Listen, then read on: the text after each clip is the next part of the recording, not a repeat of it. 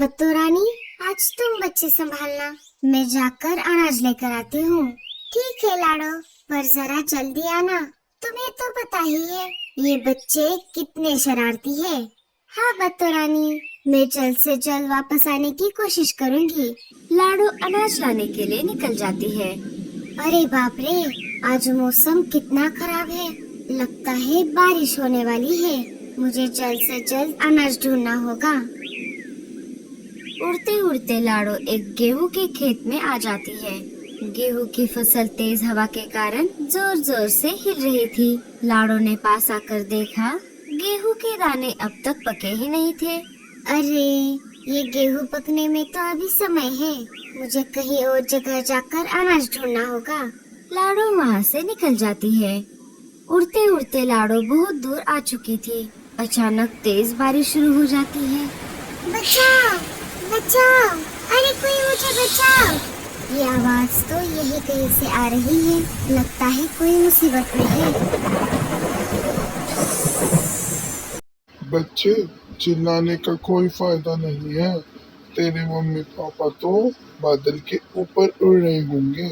जब तक वो आएंगे तब तक मैं तुम्हें खा जाऊंगा। फिर 2-3 दिन तक मेरा पेट भरा रहेगा। नहीं नहीं, आप मुझे मत खाओ, वरना मेरे पापा आपको छोड़ेंगे नहीं। अरे बाप रे, ये बच्चा तो अकेला है। मुझे इसकी मदद करनी होगी। लाडो उन दोनों के पास आ जाती है। अरे नागराज, ये तुम क्या कर रहे हो? क्या तुम्हें पता नहीं ये किसका बच्चा है?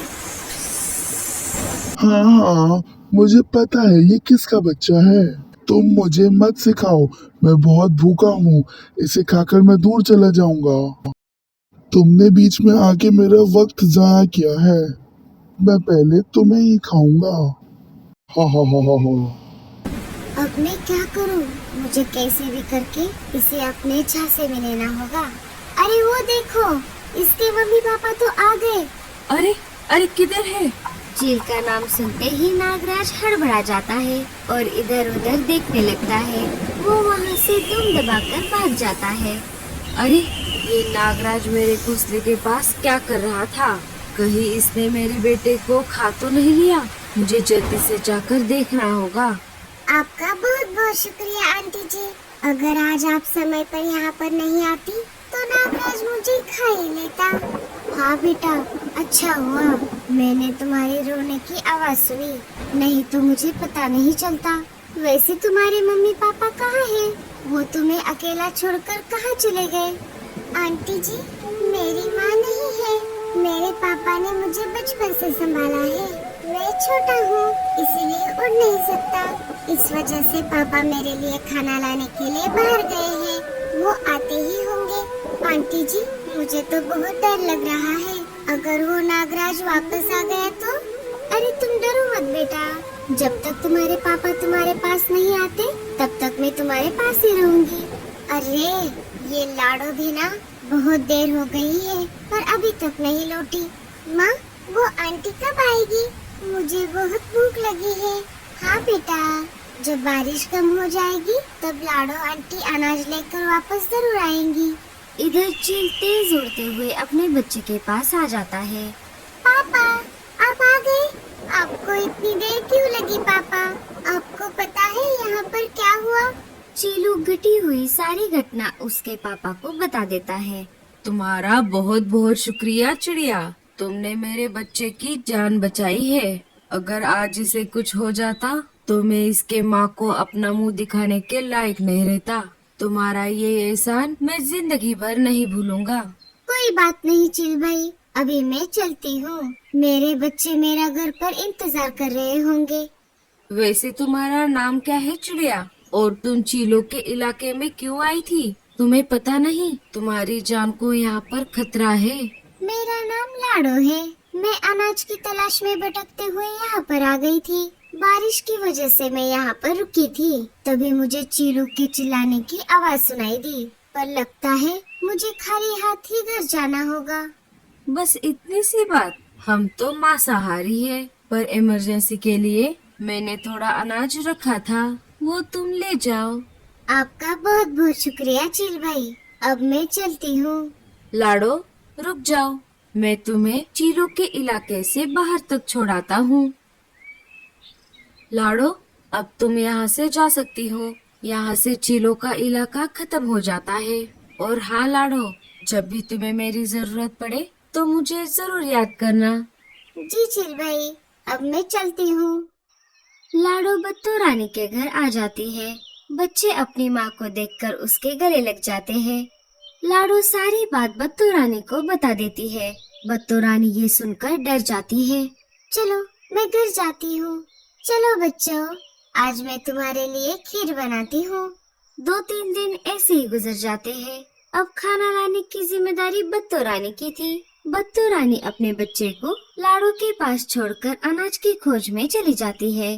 बच्चों, मैं खाना बनाने के लिए किचन में जा रही हूँ। तब तक तुम ये समोसे खा लो और खाने के बाद पढ़ाई करने के लिए बैठ जाना। मम्मी, हमने तो सारा होमवर्क पूरा कर लिया है। बंटी, क्या तुमने अपना होमवर्क पूरा कर लिया है? मैंने तो मेरा होमवर्क पूरा नहीं किया। अगर मैंने सच बोल दिया तो लाडो आंटी मुझे बाहर खेलने के लिए नहीं भेजेगी। हाँ आंटी, मैंने भी मेरा होमवर्क पूरा कर लिया है। क्या अब हम खेलने के लिए बाहर जाएं? ठीक है बच्चों, पर ज्यादा दूर मत जाना। यही पेड़ के नीचे ही खेलना। तब तक मैं खाना बनाती हूँ। बच्चों ने गड़बड़ी में सारे समोसे खा लिए और खेलने के लिए बाहर चले गए। चलो बंटी, हम छुपन छुपाई खेलते हैं। अरे, छुपन छुपाई खेलकर तो हम बोर हो चुके हैं। हम कोई दूसरा खेल खेलते हैं। कौन सा दूसरा खेल? आज मौसम कितना साफ है, क्यों ना हम उड़ने की रेस लगाए। उससे हमारी उड़ने की प्रैक्टिस भी हो जाएगी। नहीं बाबा, अगर माँ को पता चला तो बहुत डांट पड़ेगी। तो फिर ठीक है, चलो वापस घर। नहीं खेलना मुझे कोई दूसरा खेल। घर जाने की बात करते ही दोनों मान जाते हैं। ठीक है बंटी, हम रेस लगाते हैं, पर बस इसी इलाके में, ज्यादा ऊंचाई में नहीं जाएंगे। हाँ हाँ, चलो चलो, हम आंटी के खाना बनाने से पहले ही वापस आएंगे। तीनों आपस में उड़ने की रेस लगाते हैं। 1, 2, 3। तीनों को मजा आ रहा था। ये देखो देखो, मैंने तुम दोनों को हरा दिया। बंटी बहुत जिद्दी था। उसने अपनी सारी ताकत लगाई और जोर जोर से उड़ने लगा। वो दोनों से आगे निकल गया। मैं ही जीतूंगा। बंटी दोनों से आगे जा चुका था। वो बहुत ऊंचाई पर उड़ रहा था। बंटी, अरे ओ बंटी, रुक जाओ, तुम बहुत आगे जा रहे हो। उड़ते उड़ते बंटी चीलों के इलाके में आ गया था। तभी अचानक वो एक बड़े पेड़ से टकरा जाता है और नीचे झाड़ियों में गिर जाता है। बंटी बेहोश हो जाता है। पिंकी और गोलू उसे चारों तरफ ढूंढने लगे, पर उन्हें बंटी कहीं पर भी दिखाई नहीं दिया। बंटी, बंटी, तुम कहाँ पर हो? क्या तुम हमें सुन सकते हो? मजाक मत करो, तुम कहाँ चले गए? दोनों रोते रोते वापस अपने घर आ जाते हैं। गोलू, पिंकी, क्या हुआ? तुम रो क्यों रहे हो? और बंटी कहाँ है?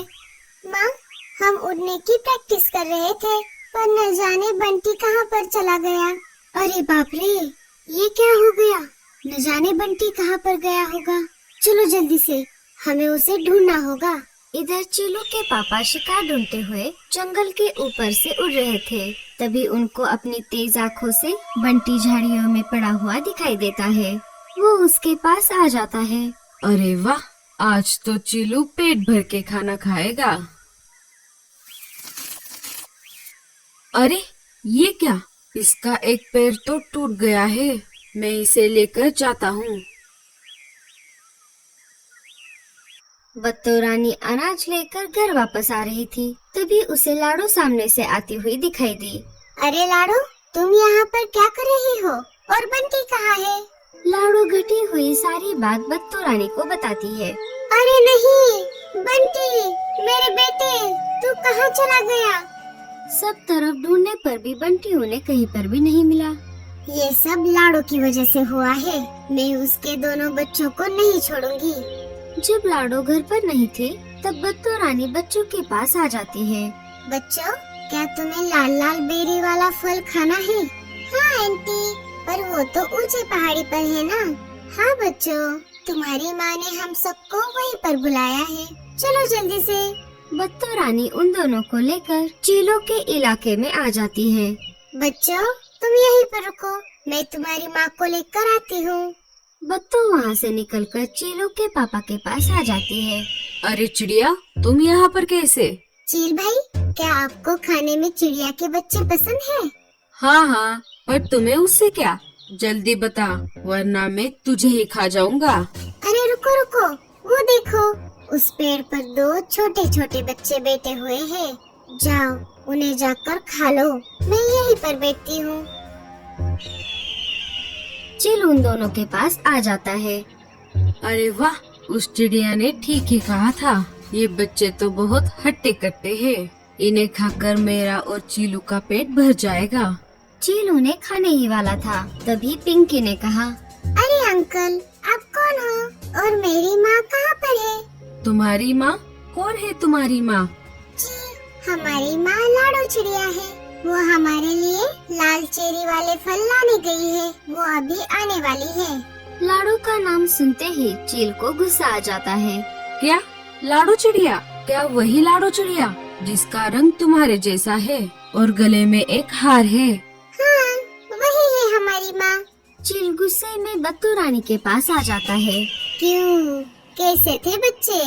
हाँ, वो तो बहुत टेस्टी थे। तुमने ऐसा क्यों किया? उन दोनों ने तुम्हारा क्या बिगाड़ा था? बत्तू सारी घटी हुई घटना चील को बताती है। अरे रे, तुमने बहुत बड़ी गलती की। तुम्हारा बेटा बंटी अभी जिंदा है और मेरे बेटे चीलू के साथ है। अरे बाप रे, ये मुझसे क्या हो गया? मेरे हाथ से बहुत बड़ा पाप हो गया।